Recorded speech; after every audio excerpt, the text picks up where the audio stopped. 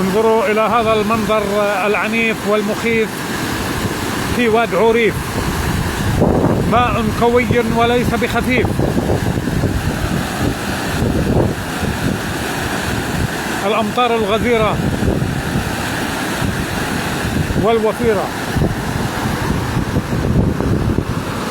يا حبيبي واد عوريف المغرب، واد عوريف المغرب يا بعمر يا بخرب.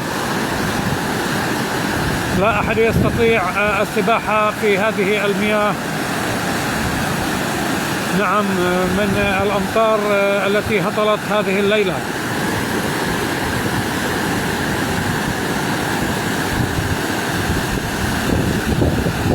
أمطار الخير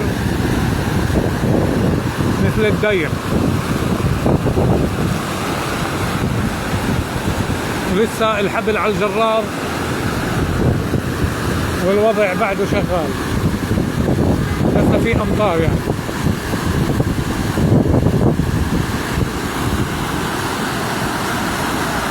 طبعا في هاي الجهة من شرقي الجسر المياه محصورة هون. excuse me please. هان المي محشورة. هاي الشكة طبعا المي هسه قاعدة بتطلع على الشارع الرئيسي. يرجى الحيطة والحذر. ايش يا اخ ابو وسيم البركي، شو الوضع؟ شايف قاعدة بتطلع على الشارع المي. والله الجراف بدك جرافة تنبش الشارع. نعم. هنا طبعا المواطنون يتنزهون جنب هذه المياه. هنا الأولاد يحاولون السباحة في المياه. خطر يا أولاد، خطر يا شباب،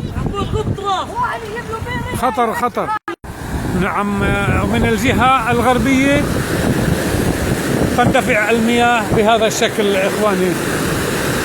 يرجى الحيطة والحذر.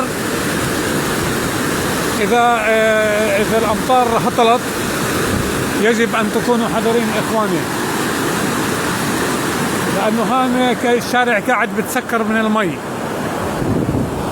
This is only